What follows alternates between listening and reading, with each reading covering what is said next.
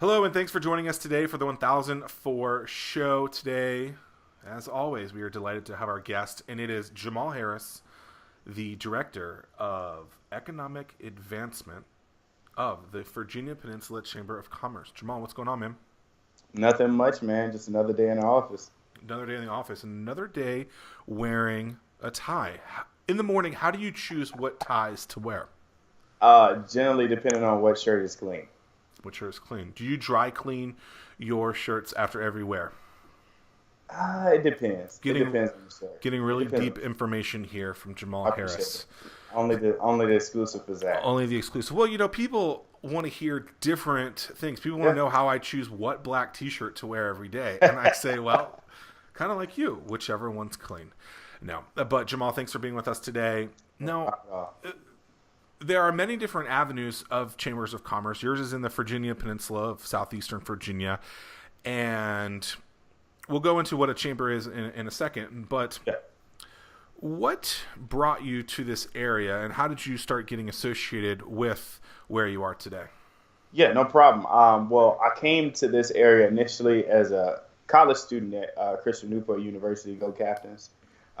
So I came down and I was volunteering a lot in the community. I had joined some nonprofit boards and was doing some work with some youth. And Mike Coons, our current president and CEO, met me in a youth program that they were doing in partnership with Newport News Public Schools, and asked me to come on. So as an intern, started doing some work, helping out some small businesses through SCORE and things of that nature. And one thing led to another, and I got hooked here to stay. So I love it, love what I do, get to help people out, help businesses out. So it's awesome. Where'd you grow up?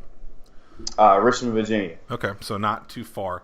How Not do too. you how do you define a chamber of commerce? Yeah, so I define the Chamber of Commerce as an organization um, of member affiliates, right, who pull together resources, whether that be talent, monetary connections, to kind of leverage a better business atmosphere in the on the level in which they serve, right? So we're Peninsula, so more of a regional chamber. So organizations from the Peninsula pool their resources to kind of and it kind of employ us to leverage a better, more conducive business environment. But you have state chambers, U.S. chambers. In all honesty, none of us are actually affiliated, so it's not like a chain. So it's not like the Virginia Peninsula Chamber is the step under Virginia Chamber. It's really about the regions So that it's not they like baseball in the minor leagues. You're not a minor league team or anything like that. not at all. All Yeah, right. so we really just subscribe to who our people are. So, the larger businesses and the smaller businesses on the peninsula are the businesses that we serve or focus on mostly. With the state chamber, they kind of are more of the Fortune 500 companies within, Virginia, things of that nature. Our companies do a lot of business in Virginia. We generally pull towards that state level chamber, and then the U.S. chamber is generally the larger national companies. So, with that being said, what type of challenges do businesses approach you with to try and help them with, and how how do you decide kind of what you can and cannot do? Yeah, so generally with us in this area, the challenges that businesses mainly face are really finding the right talent. Secondly, is Talent, as finding in team talent. talent is in people, maybe teams, maybe if they're on a small business level, maybe finding expertise in certain areas to kind of help fill some gaps. We also have some people who are looking for resources, whether it be monetary or maybe kind of, a source for a product or something like that.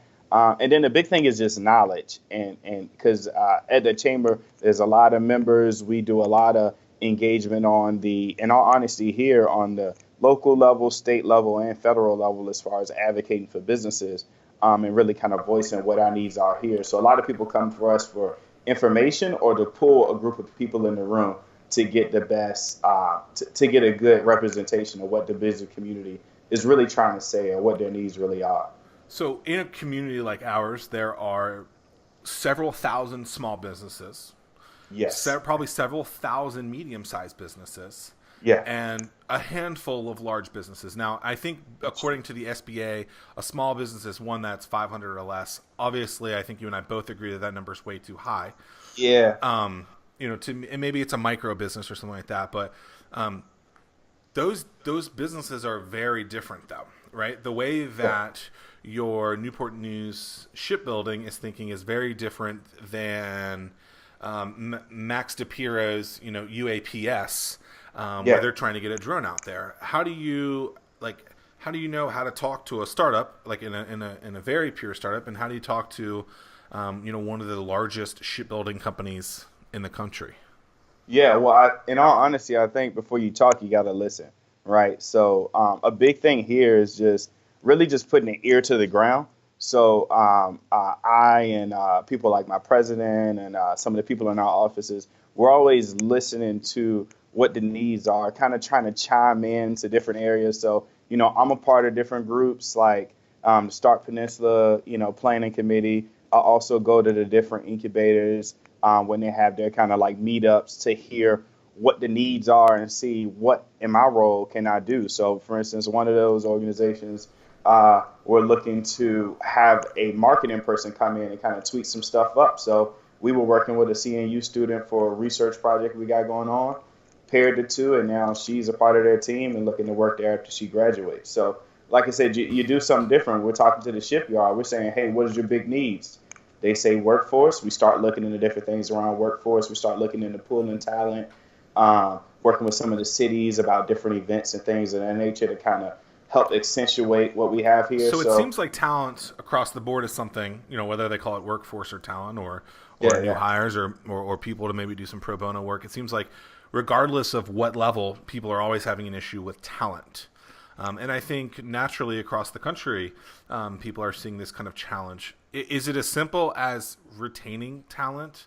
Or, so you went to CNU. Can you just tell some students, hey, stay here. This is why. Like let's dig deeper into why like the retention or the attraction of talent is so difficult and why so many companies because I think Newport News shipbuilding is something like 18,000 jobs short. Like how can that be resolved? And how would hmm you guys, because I'm sure they're coming up to you and saying, this is an issue, this is an issue, this is an issue.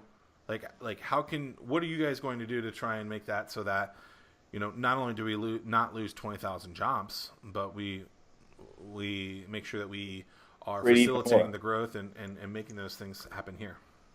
Yeah. So talent is as you alluded to, it's the piece for places all over the country. I mean, you could kind of say we're like a mid-sized location. We're not necessarily too small. We have a couple of places that kind of can draw people in, and we got a lot of nice features here. But I would say we're kind of in that very highly competitive, mesh of regions. We're mid-sized. We're trying to pull people in. It's not necessarily like a New York or Chicago or DC where people are just flocking in. Sure. So I think for us to really kind of make that talent push, we kind of really got to think and accentuate what we're good at, right? And then also what's in So the what are we pipeline. good at then? So I think first things first, we do military. So we do the federal piece. I think there is a big push to diversify, which is necessary. But you can't shoot yourself in the foot in a sense. So that is something we do. But we also do tech, science, some of those pieces really well. We got a lot of places tucked away here, whether that be a NASA, JLab, Wallops. There's a lot of cool things going on in Norfolk and Virginia Beach on the medical end with biotech and stuff like that. So we do that here. Now we had a young professional really talk about how when they go places like the Raleigh Durham area, things of that nature, you kind of just know what to expect there. And I think people don't necessarily know what to expect here when they come sometimes. So I think if we can really start to just push what to expect here, I think it'll be a lot easier for people to make that choice to stay. So when you say diversify, I think historically people would look at maybe their financial portfolio and say, don't bet all your on one company. And Yeah. by being able to then take that same premise and diversify your portfolio of companies. But you said something here is military is what we're really good at. So what are some ways that people could, maybe innovate Mm-hmm. off of that instead. And look, I think we almost too much in this because we live in the same area. Yeah. We push diversify so much, and we then just think that you have to do something completely different instead of maybe learning from what those people might be doing at the shipbuilding. What does that process look like in a different industry? Can we diversify, and have you seen companies that are like, hey, look, the process of building a ship is the same as building a brewery, building something else? Are you seeing companies more innovating instead of trying to just create from scratch? Or what are some of the kind of ways that diversification is you are seeing? Yeah. So some of the things I'm seeing are people who, I mean, it's kind of it's the entrepreneurial story, right? So people who are saying, this is something I'm really passionate about. I can only pursue this passion to a certain extent in this organization, in this industry. So I'm seeing people start to peel out a little more, kind of, for lack of a better term, becoming a blacksmith, kind of earning their own trade and building their own kind of shop off of what they're good at and what they're passionate in. So whether that might be the augmented and virtual reality guys at ARIA and things of that nature, or whether it might be, people in the tech incubator making microbes for NASA, and kind of peeling out of the NASA fold, but creating a product that serves them, but then also looking to launch that in third world countries that need water filtration and things of that nature. So there's a lot of companies that I'm starting to see that are kind of taking what they're really passionate about and just peeling out. So really, it needs to be the military as being its own incubator of itself, and being able to accept that these startups could be popping out of it, and really just be a pure supporter in that case. Yeah, and I mean, we can say military, but also say shipyard is a great. Sure. I mean, they have a huge tech department, IT department, and then we got a lot of other places like Ferguson, and then you got a lot of stuff on the south side, whether that be the port or just a lot of things at Hampton Roads that can really funnel out some stuff, yeah, if we think about it that way. So really figuring out ways to innovate and find similarities in different places. Yeah. I love that you said that, learning from the military and peeling out and building their own company. We're talking with Jemal Harris, the Director of Economic Advancement for the Virginia Peninsula Chamber of Commerce. A few years back, you implemented and found a platform, I believe, from Buffalo, New York, YEA, which is the Young Entrepreneur Academy. You guys introduced this. Is this part of the talent pool that you're trying to build out? Yeah, so YEA was based out of Rochester, New York, like you mentioned, and for us, what we were looking for as a chamber is, in this area we're known for sports, right? We do a lot of things with sports. We kind of have the JRTC stuff set up with military and things of that nature, like a lot of other areas. But we were thinking, we really don't have anything that's not just providing students an opportunity to learn about business, right, but actually start it up. And this program seemed like a great opportunity for that, with students, high school and middle school students, literally learn how to create, start, and then actually run their own companies and get money from it from local businesses in the area. So businesses can support the program, and then use that support to actually say, hey, I want to give you $500. Or, hey, I want to give you $1,000 for this idea. I think is awesome. So people actually provided capital for these students. And how old are these students? They range from about 11 to 18. So they're, like I said, high school to middle school. We've had sixth graders who've done awesome, 12th graders who've done awesome. So it's really about, it really allows the students to kind of find their niche, really tweak it up, and then also start thinking about some of the things we're talking about now, as far as what am I passionate about, what am I good at, and how can I peel out of that? So how can I peel out of, per se, my soccer team, mm-hmm, and then create a business around athletics, or how can I peel out of my, coding club and create a business around an app that I see a need for, around the parent groups that I hang around. So, so that's what we're really trying to train. We want to we wanted it to really serve as almost like a little league in a sense, for students around the realm of business. That's cool. I'm going to ask you a series of maybe non-necessarily business-related questions, but things that I'd love to know how you have, as a person, get Sure. through.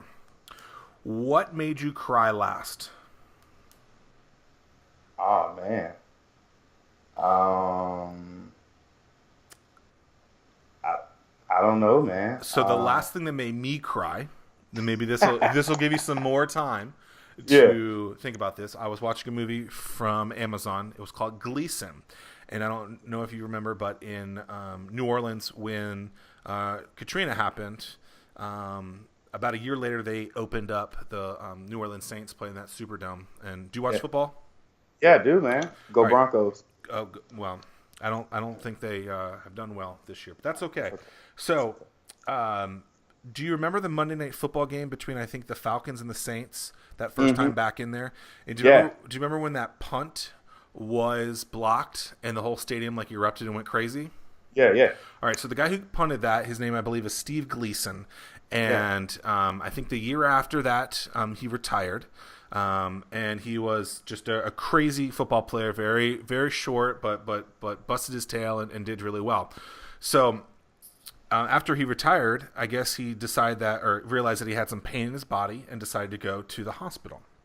And he recorded this quick video and said, "Hey, I don't know what it is, but I'm just gonna like document it, I guess." And then he gets home, and the doctor's like, "It could be one of three things.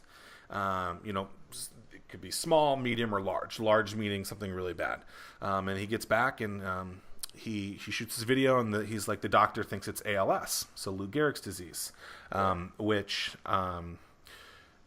You know how like you know a lot about a specific or you don't know a lot about a specific disease, but you know of it, and so this disease, I guess, really just takes over your body, and those things that are normal, walking and talking, it removes them from you. And so he decided, so 4 days after he gets diagnosed with ALS, his wife becomes pregnant. Oh wow. And he decides that he's going to document it, like via GoPro style, the whole process, so that he can have something for his son to know him about. Yeah. And I won't tell you that how it all ends up, but Amazon does this story. I think it made it to Sundance and everything, but I cried so many times during this because it's just like, man, like first of all, you don't get to see stuff documented like this. This guy is sitting there just having a conversation like this, here, and now he has to talk out of this microphone because he can't talk anymore, and he's like pissed off. He's like, like, I've helped so many people, and yet this is what is going on. And it's really interesting to see something documented like that. Yeah. And so that was last time I cried. If you guys haven't checked it out yet, Gleason, I think it's Gleason. I think it's on Amazon. If you have Prime, it's for free. You did jump start my memory. In all honesty, it was off of a movie on Netflix, a documentary called White Helmets. Okay. So it's the story of the emergency workers in Aleppo. So so it was. I mean, man, just you just don't see, like you said, you just don't see that stuff documented. And I think like I'm a dog lover, so when I see the things on Facebook where it's like dogs being treated bad, like I think that's just so like it's terrible. But like to be able to jump in and see people like in Aleppo or like this Scott Gleason guy or Steve Gleason, like to be able to see like that world, you're just like, wow. And then when you can get a whole story around it instead of just like 30 to 60 seconds, like you really get backstory, you really figure out what's going on, you really get those one-sided stories. And when I went to journalism school, those were the type of things that I wanted to do, follow people for a longer period of time. But the world is so sensationalized where it's like, I need it now. You don't really get the full context of something. Are you in a relationship with someone? I am not. Okay, I'm single. so we will skip that, ladies. Jemal is your guy. Do you still talk to your best friend from high school? I actually do. I actually just met him for breakfast yesterday. Okay, so that's pretty good. So we keep up on occasions. Not as much as we like to, but we're making it a little more, making that a thing this year. Nice. How do you task your day? I get here. Well, I got to start. I kind of start reading. Generally read the Bible, just to get a kick off, get my mind right. And do you then read when it straight through, or I do different plans, different stuff. So, right now, just the New Testament Okay. in the morning, a chapter here or there, and then I get to the office, kind of lay out what I have to do today that's got added since I left work, right? And then I kind of tally up what hasn't been done yet from yesterday, or maybe something that needed some follow up. And then I'm a checklist guy. I got to kind of feel good about myself. How old are you? 27. Do you use pen and paper? I do use pen and paper, but I also do digital for like Google calendars and things of that nature for meetings. Just because it's something about that ding that says, "Hey, traffic is happening, so you need to leave now." I actually turned off all notifications on my phone from a ding perspective. The only thing I'll get is like a text, and but it'll pop up, but it won't ding. Which for me, productivity is important. When you are going through something bad, how do you recover? First things first, pray. Second thing, seek counsel. So, I got a good pool of people, beside me and some further along that I reach out to, whether it be just to get advice or if it's something that's unique, just to kind of share with, So sometimes I think sometimes you need the good advice and sometimes you just need to be able to say it. Do you counsel different people for different things? Yeah, I have a guy who's like my finance guy. I have my guy who's like an all around, just a good guy. I can go to him for stuff, and then I kind of task out things for different areas. But I also have people who kind of are plugged into my life just all the way around. So, what is on your bucket list? Bucket list sounds crazy, but Shaolin Temple. Used to do kung fu back in the day, so I just feel like that'll be awesome to see that. Mission trip out in either Northern Africa or Middle East or Eastern Europe, okay. and then jumping off something in the water because I can't swim. So if I can knock that out, that'll probably be fine. A diving board or like a rock? Like a rock or something. I don't know. I'm crazy. So all three of those seem to be pretty reasonable and easee. When will you do them? So you task your day, you start the day with praying and making sure that you did the things from before. You didn't do anything. You didn't say anything like, I want to make $10 million or something like that, right? So how do you make sure that, or how do you decide when you're going to do those things? Yeah. So for me, it's about really just kind of measuring out what's important at the moment, but also like kind of some hard deadlines towards the end. So the first thing we're going to hold you to this here. I appreciate it. Please do. I love accountability. But the second, I want to say the mission trip piece, I'm looking to do that within the next probably like 2 to 5 years or so. How long does a mission trip last? I mean, it just depends. Some of them a week long, couple of days. For that one, vacation. I'll probably be looking like a couple months or a year plus. So I want to do some business development work there. So you have to be in a place where your place of income is going to be receptive to that. Well, yeah, and then your lifestyle too. So you mentioned I'm single, so it kind of got to be within the single time frame, right? Because it'll be a little different. Well, maybe you'll find someone over there. Family over there. Yeah. Have you ever thought about starting a business?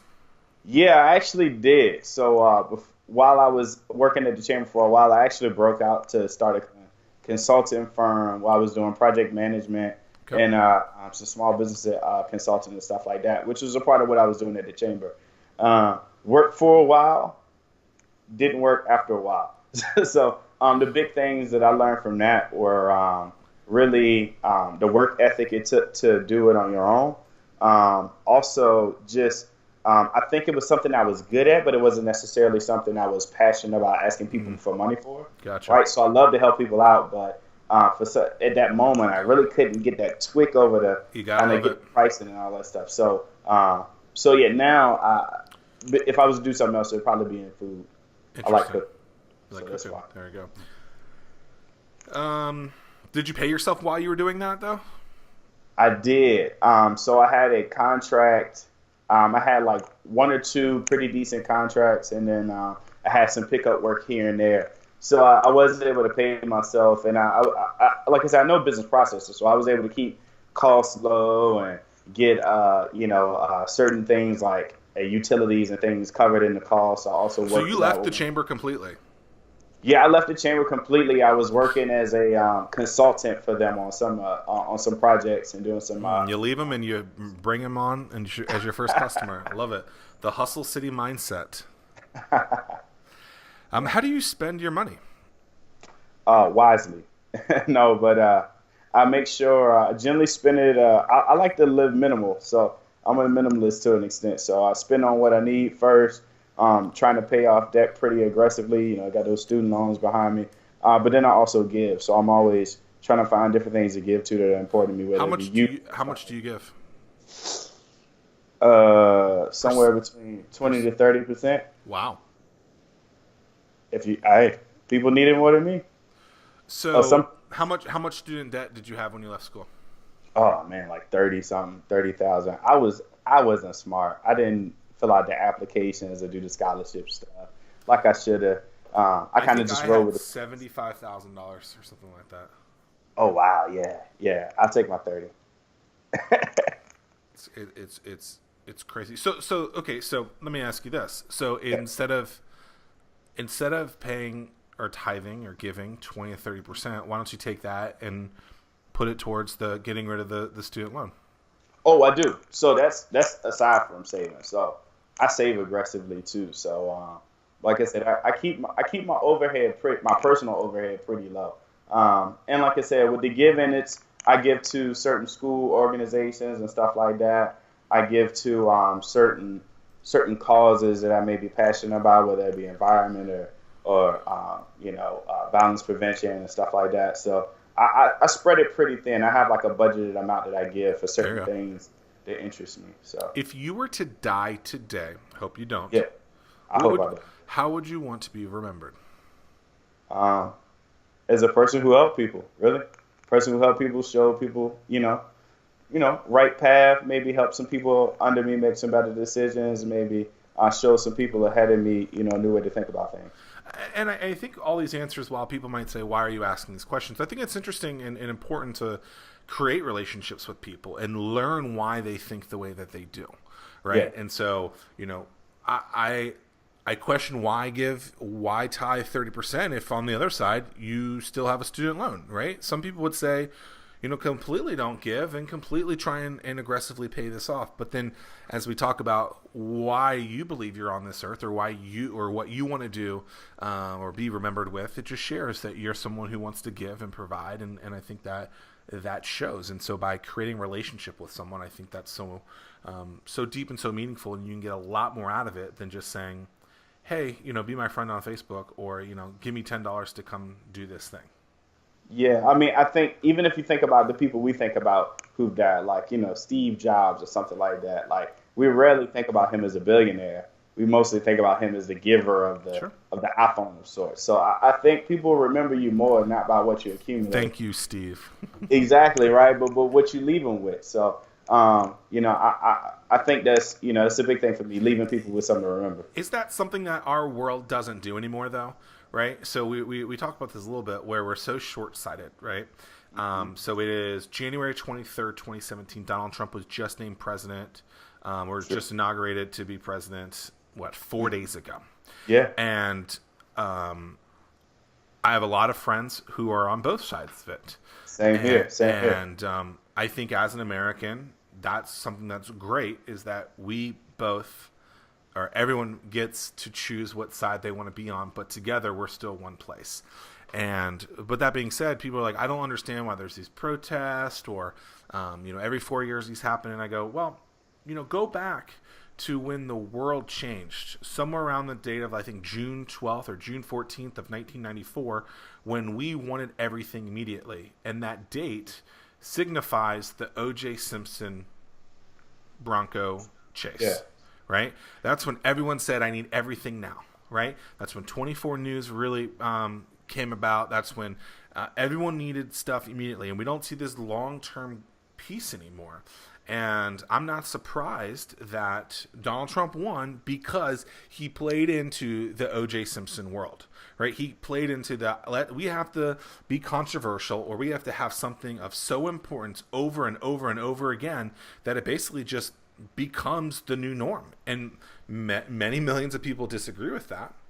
But Yeah. that's the world that we have been building for, I don't know, 27 or so years, 23 or so years. And so I just think it's interesting to see and hear people on both sides of it that are, hey, they're very much extremes, right? People love it, people hate it. Yeah. But it's like that's the world Yeah. we've been developing and building. And Yeah. I'm not surprised of what happened. Yeah, and I heard some really neat from Kathy Lewis at a meeting I was at. She really spoke about she, like I think it's our charge, right? Is kind of wherever you're at, whether you're a young emerging leader, whether you're set in stone community legacy person or whatever you call that, but really to kind of listen first, build relationships first, and then move towards change. So I think, like you said, I got friends on both sides and many friends on the middle who kind of sway depending Sure. on who's the loudest, right? But I think the real thing is really to build those relationships because at the end of the day, it's a lot easier to walk hand in hand than to drag somebody. So I think as we look to build those relationships, see eye to eye, or at least see where the other person actually stands Sure. on certain issues. I think that'll be the thing. You kind of alluded to how there's a sense of riling up, of people. But I found, and even in the chamber, business where you have people who have certain issues that they're really concerned about or matters that they think are really pressing. But a lot of times you kind of see that once you kind of dig deep, the things that the issues that they're maybe addressing necessarily aren't, level, code Sure. reds on their alarm. It's just something that is something that they need. And a lot of times when you start to measure out what that need is, I talk with my hands. When you start to measure out what that need is, you kind of see that maybe it's not on the level of severity that they Right. think. And we kind of see that with, you can kind of see it in the world. The things that people are arguing, maybe it's a level 2 on their importance scale out of 10. But, you just kind of can't choose a side. You can't be in the middle. You have to choose a side. So people kind of get pushed to and fro. So Sure. I think if people can kind of just pull back, have a couple more conversations. We do it a lot at the chamber. We have conversations about topics from different angles, different people to really kind of get a common ground, at least see where we can stand at together, Sure. and then move forward from there. And I think that's a good stance for people moving forward. See where we can find some common ground, some firm footing, and then stand on that, and then move forward from there. Couldn't have said it better myself. Jemal Harris is the Director of Economic Advancement at the Virginia Peninsula Chamber of Commerce. You guys can learn about them at virginiapeninsulachamber.com. Jemal, thank you so much for your time today. Thank you, man. If there was one last thing, like a quote that you love, that you live by, what would it be? Man. Hardest questions here on the 1004 show. Seriously, man. Seriously. I live by a lot of quotes, man. If I could say something offhand, I would probably say, kind of go back to that Bill Gates thing,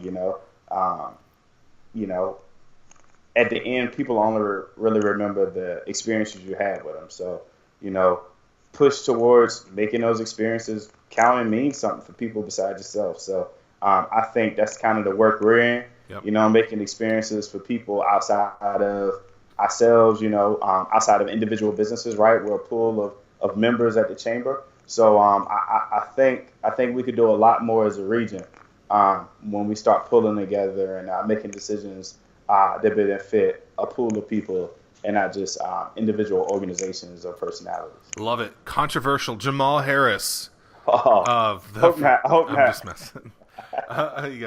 You're funny. The Virginia Peninsula Chamber of Commerce. You can learn about them at virginiapeninsulachamber.com. Jemal Harris is the Director of Economic Advancement, and he also brought the Young Entrepreneur Academy from Rochester and opened up an affiliate here in the Virginia Peninsula.